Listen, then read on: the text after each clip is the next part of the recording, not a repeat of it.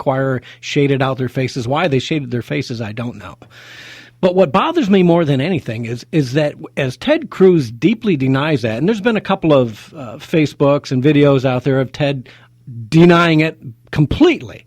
And that's his right. I think he should. If it's not true at all, I would expect him. But if it's not true at all, I would also expect him to be filing an injunction, a lawsuit, whatever he has to do to stop it. Because you know what? If the National Enquirer is lying, I don't like that either.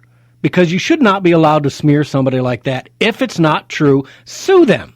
Speak up, and let's put the National Enquirer out of business. That in and of itself tells me something. He's not yet filed suit. If I don't see a suit from Ted Cruz on this, I'm going to think there's something going on there, because in any kind of a lawsuit, witnesses start being brought in and word starts getting out. So that's going to be an issue. But let's go down to talk about the character issue. Derek, let's go with track 2. And this is Ben Carson talking about Ted Cruz as well. And again, I was a Ted Cruz supporter. If he's on the ballot in November, I'll probably still pull the lever for him. But you know what? I am slowly but surely, the layers of the onion are peeling away, and I'm not liking what I see. And this goes back to Iowa. This is when it started for me. Go ahead and play Ben Carson. Well, we've had reporting that a lot of your supporters aren't ready to forgive and forget Ted Cruz for spreading the lie that you were dropping out of the race. How do you feel in South Carolina? Do you think it's a question of character that voters should look at? Well, of course it's a question of character. Character is also indicated by the kind of people that you protect and that you surround yourself with. And, the situation in Iowa, I'm willing to forgive Ted Cruz. He said that he didn't know that was going on. But I hope people understand that, we had hundreds of volunteers, college students, and when they heard this news, they were just devastated. And they were out there, they were supposed to be, helping people make up their minds, and they're sitting there kind of numb. That is just despicable. Okay. So that was, for me, it was the beginning that something wasn't quite right with Cruz. We also had the letter in Iowa. Same kind of stuff happened down in South Carolina. And I began to see what really was there, and it bothered me. Since then, we've had the Jeb Bush endorsement, the Romney endorsements. And it's enough to make me think, what is going on? I've said this. I had an email from a listener last summer when I was big on Ted Cruz, who said, aren't you worried about Heidi Cruz and her involvement with Goldman Sachs? And I kind of blew it off, didn't think about it. But it's coming back in spades to me now. And I'll have to pull that email up and thank that listener, because it was a great premonition of what was to come. And I just have a lot of serious doubts about who Ted Cruz is now. But Ted did deny it. And one of the denials, which I thought was a little odd, and you'll want to listen to the end of it, is Ted going off when asked again about this. You got track 3 ready, Derek? All right, so this is Ted Cruz denying the charges. It is a story that quoted one source on the record, Roger Stone, Donald Trump's chief political advisor. Let me be clear, this National Enquirer story is garbage. It is complete and utter lies. It is a tabloid smear. And it is a smear that has come from Donald Trump and his henchmen. It is attacking my family. And what is striking is Donald's henchman, Roger Stone, had for months been foreshadowing that this attack was coming. It's not surprising that Donald Trump's tweet occurs the day before the attack comes out. And I would note that Mr. Stone is a man who has 50 years of dirty tricks behind him. He's a man for whom a term was coined for copulating with a rodent. Well, let me be clear. Donald Trump may be a rat, but I have no desire to copulate with him. And this garbage does not belong in politics. Okay, so Derek, am I wrong laughing about that? It just seems a little odd. If you want to call somebody a rat blank, that's taking your vocabulary to the new level, I guess, when I think about that. It just sounded odd to me. It seemed odd to me. And and I, with no Drake here, I had to bring a little humor into it, but still, it's an odd thing. And sometimes you want to go back and say, I think he doth protest too much. I would think Ted would be more apt to say, you know what, I'm already contacting my attorneys and we're going after this and we'll let it play out. It's totally untrue. It's complete garbage and leave it there. But to go into the rat imagery for me was very strange. And he is right. Roger Stone is an operative. Is he working for Trump right now? I don't know if he's working for him, but he obviously supports Trump. And that's something you got to look at. Is this story true? I don't know. And I don't want people to think that I believe it's completely true, because I don't. But there are things that are making me dig. And I spent the last 48 hours probably digging through the internet, looking for stories. I don't just repeat stuff when I see it. I try to verify. I try to dig. And I would encourage each and every one of you to do the same. You see something on Twitter, don't take it for granted. Go ahead and check on it a little bit and Google it up and see if there's actually some truth to it. And you may be surprised sometimes what you find. Let's take a call from Jenny. Jenny, welcome to the show. Hey, Gary. I just want to comment on if Ted Cruz Donald Trump yesterday disavowed himself from the whole he did. episode. He did. But he didn't renounce his friendship with that David, well, I'm not going to say his last name, but the guy that is the head of the National Enquirer. Yes.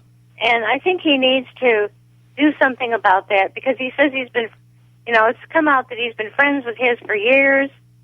And if that guy is trying to help him, he's not helping him. Yeah, well, I would agree with you, but I will say this. When a newspaper, even a tabloid scandal rag like the National Enquirer, comes out with a story and puts it on the front page, okay, was it on the front page, Derek, or was it somewhere in, I don't know, whatever. When you come out with a story like that, they obviously have some information. Otherwise, they'd be looking at a $500 million, $1 billion lawsuit. Because you know what? If you lie about Ted Cruz having affairs and don't have the information to back it up, you are going to be out of business. And that's what's bothering me. So I as much as I would like to say, I think Trump did what he could. He said, I had nothing to do with it. I don't know anything about it. And he did say, I hope it's not true about lying Ted. He kind of gave him the backhanded compliment, whatever.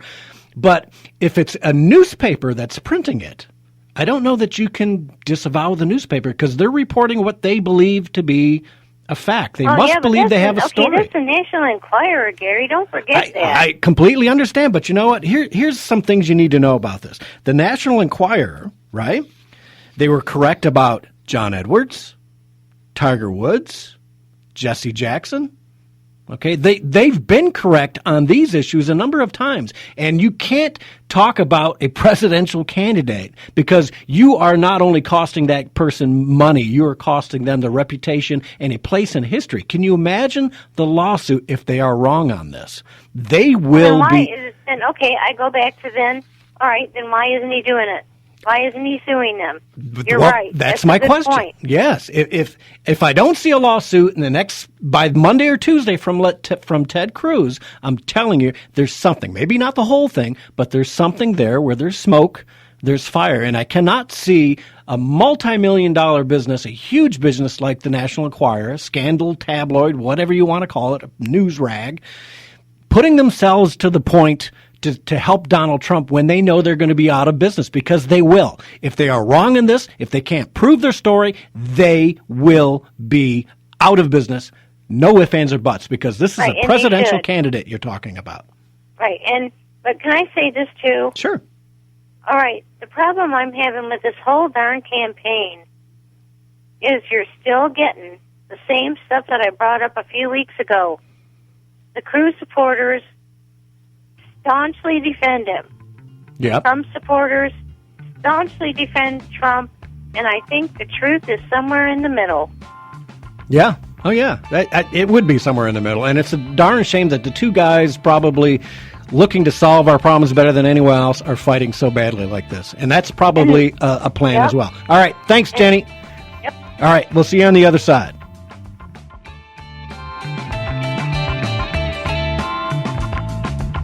people are always on the go, driving to work, running errands. How do they keep informed? They listen to Wham Talk 1600, just like you. If you're a business owner, your message can reach these people wherever their travels take them. People tune to Wham for the latest issues discussed by hosts Bill Bennett, Glenn Beck, and Thay Ronex. They stay tuned in for state and local news with Dan Martin, and they'll stay tuned for your message as well. Call 734-971-1600 and advertise your business with Wham Talk 1600. Fox News Radio, I'm Lillian Wu. The U.S. calling the killing of the ISIS finance minister a setback to the terror organization, though the fight is far from over, according to Joint Chiefs Chair General Joseph Dunford. While no official decisions have been made, both he and Secretary Carter believe the U.S. will be sending additional forces to Iraq in the next few weeks.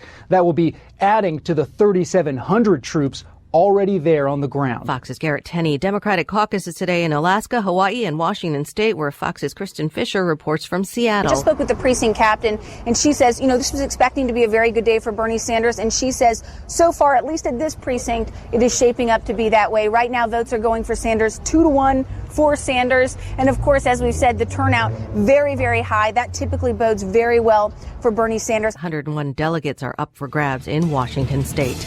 Fox News, we report, you decide.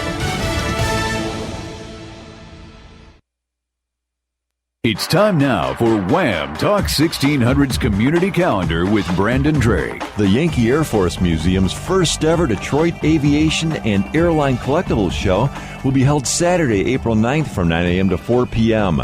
The event is attracting dealers of aviation and airline memorabilia from around the country. Adding to the excitement is the fact that the show is being held at historic Willow Run Airport, Hangar 1, Bay 7, and will feature flyable aircraft on display and airplane rides available for purchase. Hangar 1 is located at 801 Kirk Prophet Drive in Ypsilanti. Admission is $5 for adults, and children under age 15 are free. The museum will also be offering tours of its recently acquired section of the historic Willow Run bomber plant throughout the day. Attendees of the Detroit Aviation and Airline Collectibles Show will also be given all-day access to the Yankee Air Museum. For more information, call 734-483-4030 or visit DetroitAviationShow.com. The Longest Day is a team event to raise funds and awareness for the Alzheimer's Association. Held annually on the summer solstice, the duration of this sunrise to sunset event symbolizes the challenging journey of those living with the disease and their caregivers. Teams are encouraged to create their own experience as they fundraise and participate in an activity they love to honor someone facing the disease. The Longest Day for Alzheimer's takes place June 20th. To learn more, visit alz.org. You've been listening to the Wham Community Calendar. To have your event publicized, email community@whamradio.com or write to Brandon Drake, COWAAM, 4230 Packard Road, Ann Arbor, 48108. Wham Talk 1600. Littlefield & Sons Furniture Service at 251 Jackson Plaza Drive in Ann Arbor are the premier furniture refinishing experts. They strip, refinish, and repair all types of furniture, and they will help you with restoration of your priceless antiques, too. And Littlefield & Sons will pick it up and deliver it back to you, and they give you free in-home estimates. For all your high-quality furniture refinishing needs, it's Littlefield & Sons Furniture Service at 251 Jackson Plaza Drive in Ann Arbor. Call 734-668-1700 or visit them on the web at littlefieldfurniture.com. You're listening to The Drift on Wham Talk 1600. Join in the conversation at 734-822-1600. Now, back to your host, Gary Wellings.